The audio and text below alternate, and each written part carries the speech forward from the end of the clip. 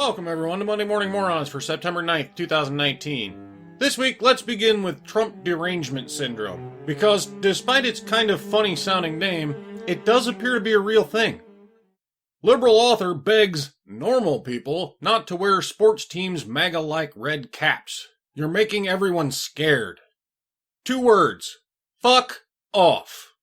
An author who has been a finalist for a Pulitzer Prize and National Book Award received backlash on Twitter after likening President Trump's red Make America Great Again hats to the Nazi swastika, and urging normal people, i.e. non-Trump voters, to avoid wearing any type of red hat, saying they'd be making people scared by doing so. The Chicago-based author, Rebecca Mackay, 41, made the remarks in a string of tweets beginning over the weekend and carrying into this week. She also asked sports fans whose teams wear red hats, such as the Cincinnati Reds, Philadelphia Phillies, and Washington Nationals, not to don that specific color cap in public. Not worth making disenfranchised people feel unsafe, she wrote. I don't give a rat's ass how you feel. I was not put upon this earth to appease your clearly overly sensitive fifis. If you are so badly triggered by a red hat, then you are the one with the problem. Seek a psychiatrist and get some therapy for your neurotic overreactions. She also railed against parody MAGA hats if they too are red. Also, for the love of God, the clever folks wearing Make America Read Again or whatever caps, no.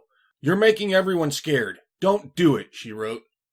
No, they're not making everyone scared. They're only making morons like you reveal your true colors. That you're so quick to jump into the outrage mode that you didn't even bother to read what the hat says.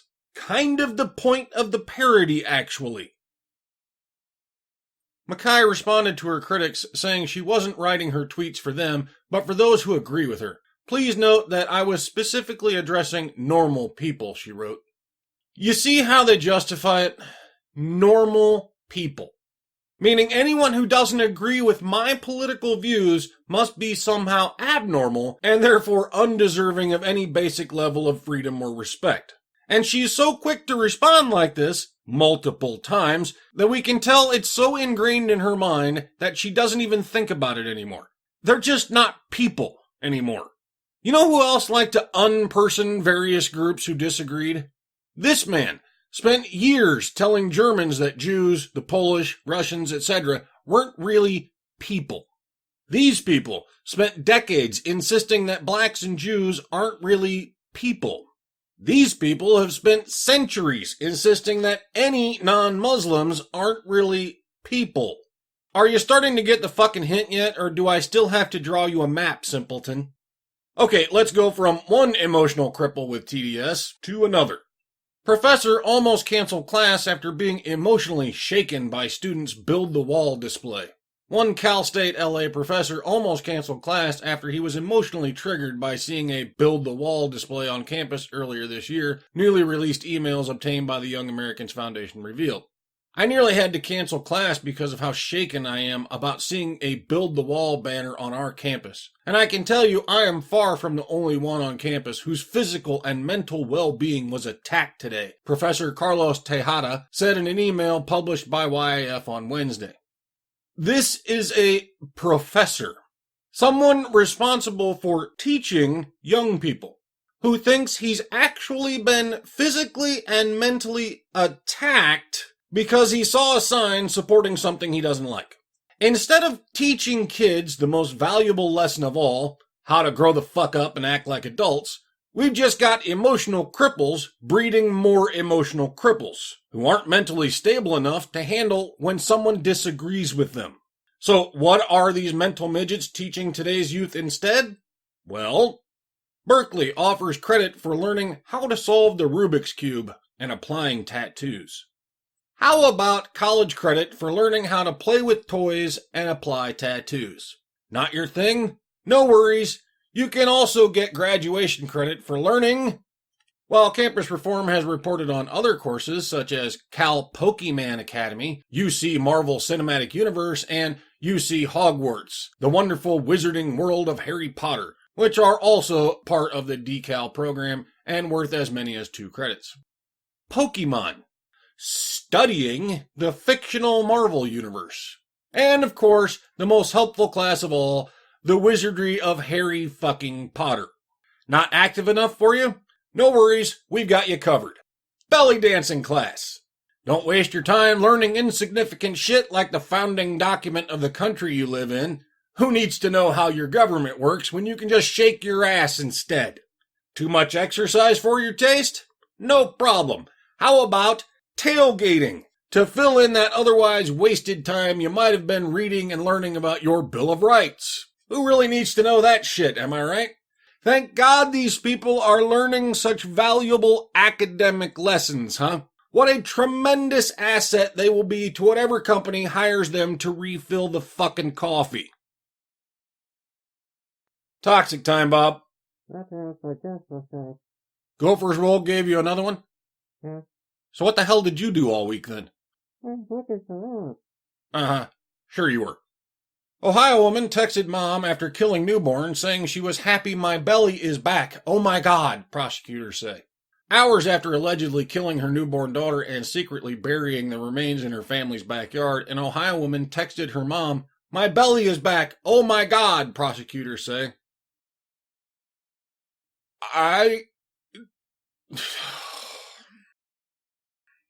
Opening statements in the case of Brooke Schuyler Richardson, now 20, began Wednesday in a Warren County court where she faces several charges, including aggravated murder, involuntary manslaughter, endangering a child, tampering with evidence, and gross abuse of a corpse in 2017 death.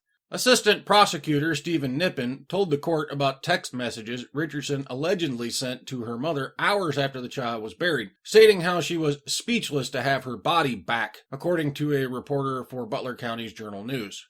"I am literally speechless with how happy I am my belly is back. Oh my God," the text read. Because the life of a child totally pales in comparison to your girly figure. Prosecutors say Richardson, a high school cheerleader, was informed by her doctor in April 2017 that she was pregnant and would be giving birth in a matter of weeks, Fox 19 reported. The then 18-year-old became extremely upset and told her doctor that she could not have the child and asked that she not tell anyone. Days later, on May 7th, she gave birth in the middle of the night. Prosecutors say she killed the baby and buried it in the backyard by a barbecue pit, disposing of all evidence. A doctor notified police in July after Richardson returned to refill her birth control pills, unaware that this new doctor had been informed by her previous one about the pregnancy. Richardson was confronted and eventually confessed to burying the child. Prosecutors said Wednesday that Richardson's mother was obsessed with her appearance and constantly monitored her weight. They said the doctor's office accidentally sent her an email about the woman's pregnancy. Richardson's defense team claims that the child was stillborn and the woman reacted appropriately when she found out so late in the pregnancy that she was expecting. Her lawyer argued she suffered from eating disorders which affected her weight and menstrual cycle, making the clues harder to detect. The defense said that Richardson named the child, buried her, and placed flowers over the grave, according to the Journal News court reporter. That is what you're calling an appropriate reaction? Seriously? Yes, Your Honor, my client has an eating disorder, so she didn't know she was pregnant. When she found out, she gave birth, named it, then buried it in the backyard with some flowers like any normal, decent person would have done. Damn, you people are fucking twisted. Enjoy your time in prison. And get these lawyers off the street while you're at it. If that's what they consider appropriate, then they need to be sent off to the loony bin before we start finding bodies in their closet. Sheesh. Another dark one, Bob. Let's try to wrap it up with something lighter. Utah woman, 38, arrested after impersonating 21-year-old daughter during traffic stop.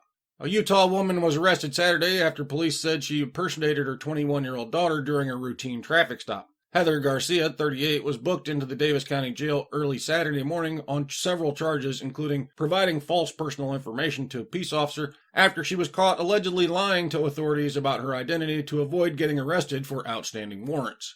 Garcia was driving a silver BMW when she was pulled over on Main Street in Farmington after a Davis County police officer noticed her vehicle did not have a license plate, KABB reported. Holy shit! The fuck is that? You actually put that makeup on in a mirror, looked at yourself and said, yeah, that looks good.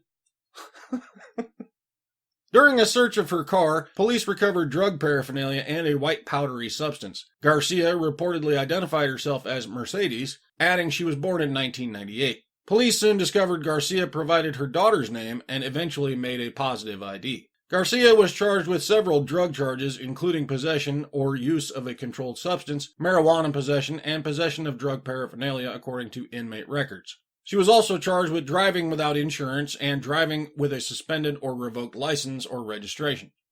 Okay, first, honey, you're not passing yourself off as a 21-year-old girl. You've got a better chance of convincing them you were a retired circus clown that just escaped from Shady Acres Mental Hospital. Second, did you really think that shit was gonna work?